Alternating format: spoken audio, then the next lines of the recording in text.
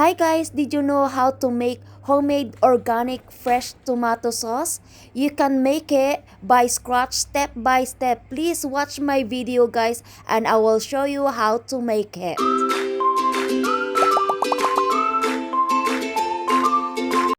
Hello guys, good day everyone. Hope you all well. For today vlog mga kaibigan, mag-harvest po ako ng hinog na tomato dito sa conservatory area.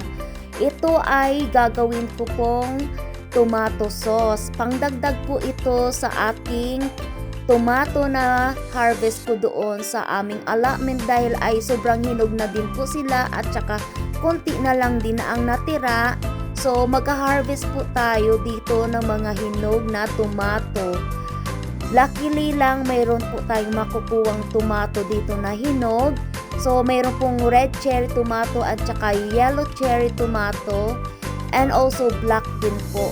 So, dahil po ay naglalanta na din po yung mga daon ng ating tomato, kailangan na talaga silang harvestin ito yung hinog na tomato. Marami ding sira na mga tomato mga kaibigan, pero kukunin lang natin yung mga hinog. So, ayan, dahil lilinisin ko na din po yung conservatory area at saka pangbunutin ko na din po itong mga tangkay ng mga pananim ko dito sa conservatory area. Kunti lang po yung tomato na nakuha ko dito, at least kapapaano mayroon po tayong nakuha at saka pangdagdag na din po sa ating gagawing tomato sauce po. Pakita ko po sa inyo guys kung paano po gagawa. Yung mga tomato po natin guys ay organic, and then I'm gonna make some tomato sauce by scratch. Ayan, pakita ko muna ang mga sirang tomato. Ayan, nagdaglaga na din po sa sahig. Ayan, nilagay ko lang dyan sa isang tabi. And also, nakikita nyo din po mga kaibigan, naglantaan na po yung dahon ng ating tomato. So, ayan, patuloy nating i-harvest yung mga tomato na pwede nating mapakinabangan. Sa black tomato dito may isang sira, pero kunin lang po natin yung pwede nating mapakinabangan. So ayan po mga kaibigan, this is my first time as well honestly guys, gumawa ng tomato sauce mga kaibigan. So I'll show you guys kung paano talagang gumawa. I'm so excited na i-share ko sa inyo yung aking gagawing tomato sauce. Ayan po guys, nakarami-rami na din tayo kahit papaano. So ayan lang guys, ay yung ating buffalo steak tomato, hindi pa siya hinog. May 4 dyan na bunga. I'm not sure kung hihinog pa yan mga kaibigan kasi malamig na sa conservatory area. So ayan, ito yan, sira na yan mga kaibigan, itapon na natin yan. Pitasin ko lang at saka ilagay lang sa kanyang paso dyan. Saka ko na lang ito linisin yung mga plant pot natin dito. At saka itapon na din po yung mga tomato plants natin. Or pwede din natin ilagay ito sa compost bin. Ayan na mga kaibigan, ito na po yung ating na-harvest na tomato.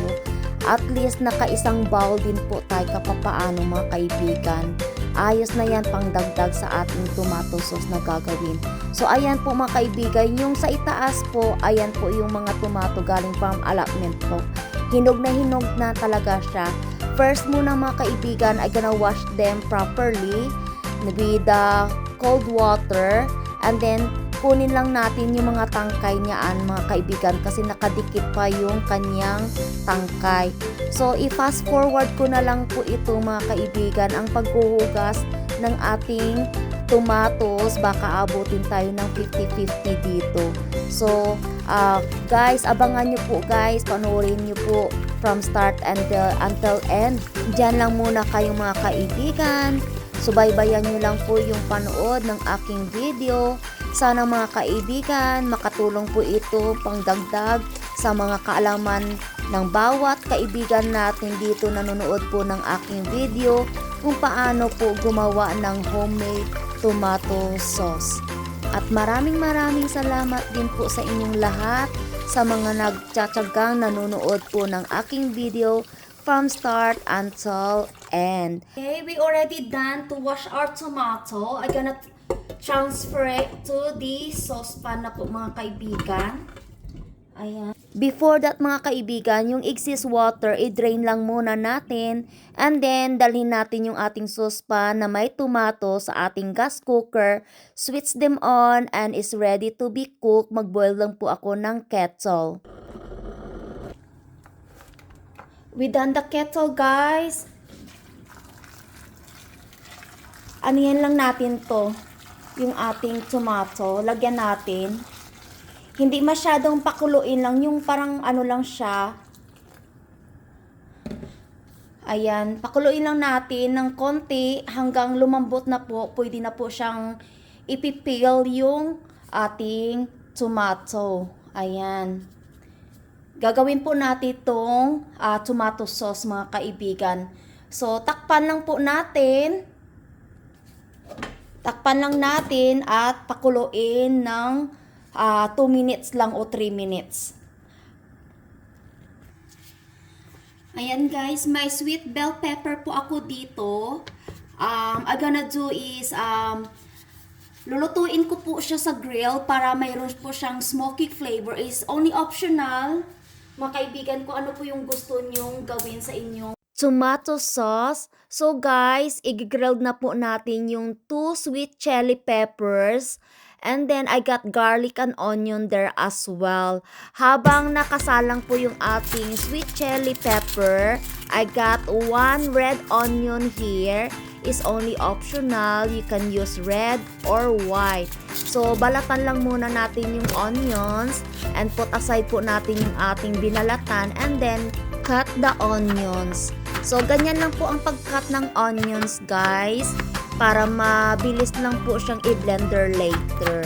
And then, I got 4 cloves of garlic dyan na gagamitin. I-peeled ko din po iyan, yung balat, and then, i-chop ko din po siya. So, mga kaibigan, hindi ko na po ipakita sa inyo kung paano po yung pagproseso ng ating sweet chili pepper. Yung ginawa ko lang po yan, guys, ka-grilled lang po yan siya, guys. Parang nag-grilled lang po kayo ng tortang talong. Parang ganun yan siya, guys.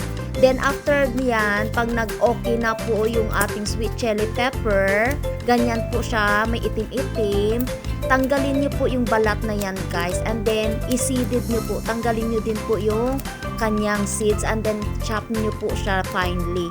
And then, after that yan, guys, nagmo-multitasking na po ako dito. Ayan, chinek ko na po yung tomato is ready na po siya. Ayan, I am using a strainer to drain the excess water. And then, i-transfer ko na po to yung ating tomato sa Pyrex. Tapos, idinala ko na po sa table dyan. I-remove ko lang muna, guys, yung mga balat ng tomato. Ilagay ko lang po sa small container yung mga balat. And then, iiwan ko lang po yung laman ng tomato dyan sa Pyrex dish. I'm using some gloves kasi mainit-init din po mga kaibigan. And also, trying to avoid not to be contaminated yung ating gagawing tomato sauce para hindi po siya madaling masira. So, ayan lang po ang paggawa. Simple-simple lang po mga kaibigan. So, abangan nyo na lang po mga kaibigan. I-fast forward ko na lang itong video na ito sa pagbabala. After that, I heated up the saucepan. I add on olive oil.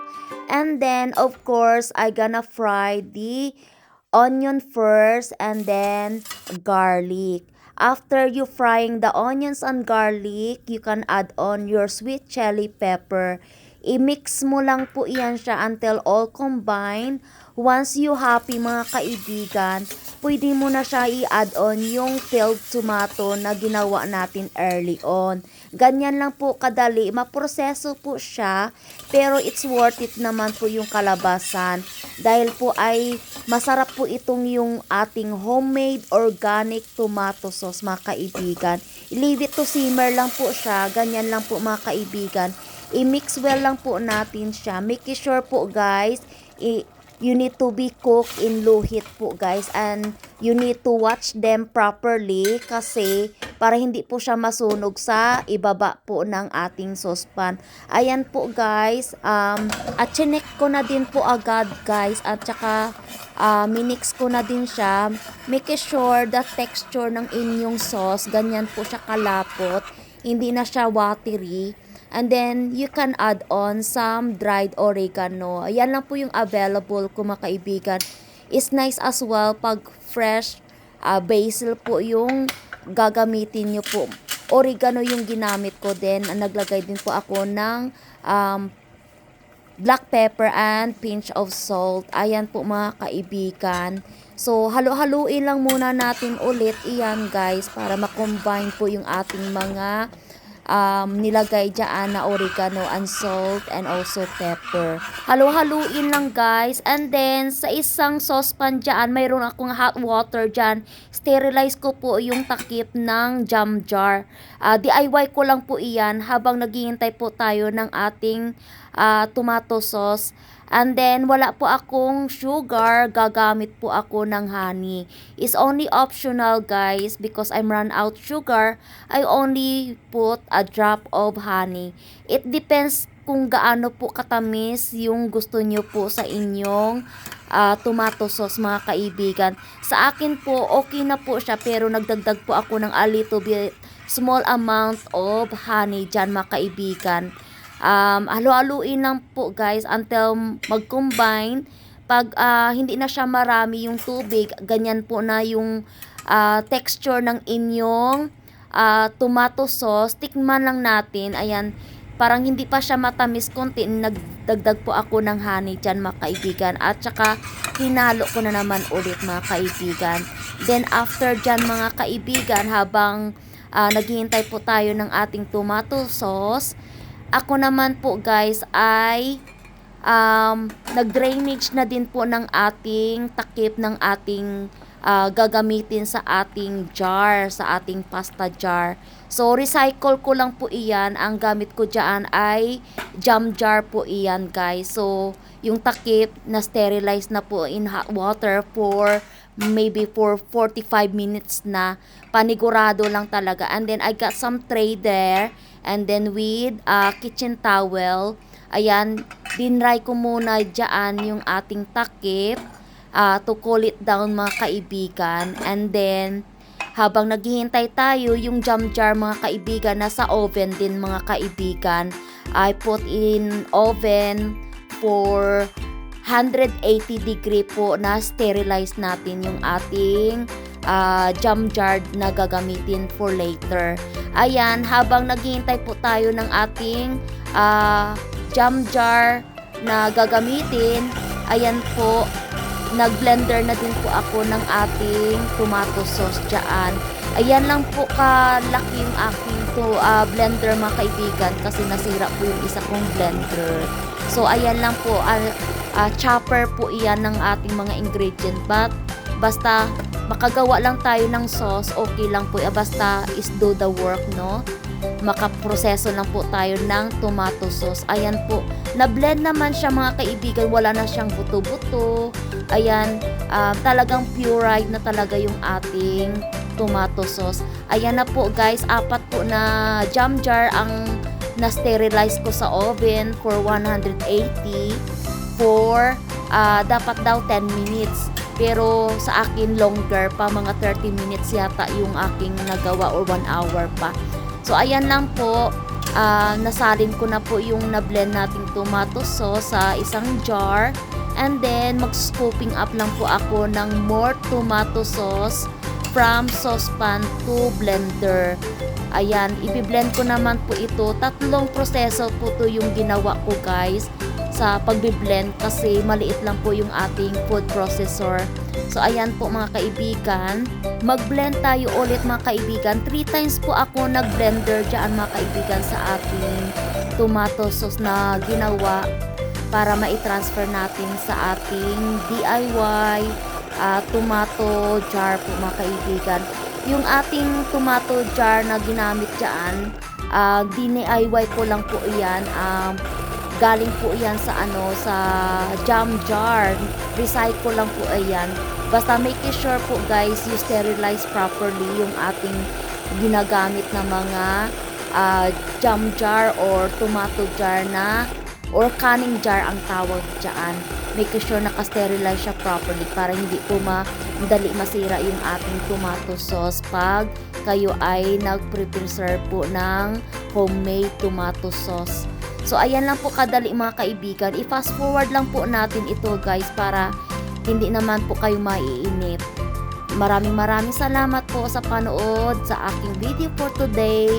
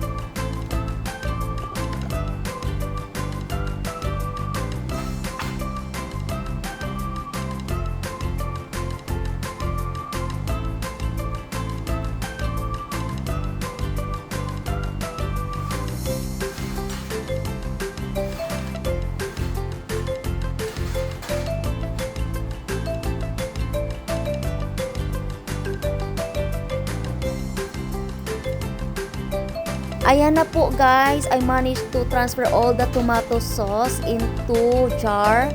Pinunasan ko lang muna yung bunganga ng ating jar dyan. And then, tinakpan na po natin ng ating takip. Making sure masikip po yung sira dyan. And then, sa mga viewers natin dito, mga kaibigan natin dito, baka magtataka po kayo, bakit strawberry design po yung ating takip. I-explain ko po sa inyo mga kaibigan, dahil ito ay strawberry jam jar po ito. Recycle ko lang po ito, but bago natin gamitin, make sure I wash them properly and then naka-sterilize din to ito properly guys. So ayan po, nakasilyado na po lahat ng takip, nakagawa po tayo ng 3 jar dyan, and then ay boiling hot water dito. Ayan, ilalagay lang muna natin yung ating tomato jar dyan sa pinakulong tubig dyan sa saucepan. The reason po guys bakit pinakuluan ko iyan, para po secure po yung kanyang takip. Silyado talaga. Make sure po hindi siya sobrang dami ang tubig para hindi po siya ma-overflow doon sa takip ng ating tomato jar. Ayan po, after 30 minutes, tinanggal ko na po yung takip, and then tanggalin lang muna ito yung ating tomato jar sa saucepan at lagay lang muna natin dyan sa gilid, dyan sa tray, at saka palamigin bago nating ilagay po sa room temperature area, or pwede nyo siyang ilagay sa fridge. Yung tomato sauce po mga kaibigan, yung long life niya, it will last long for 6 months to 12 months.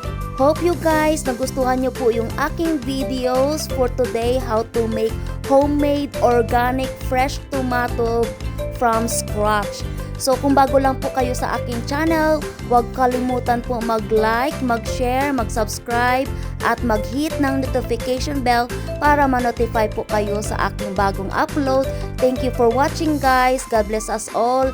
Take care and keep safe everyone. Bye for now.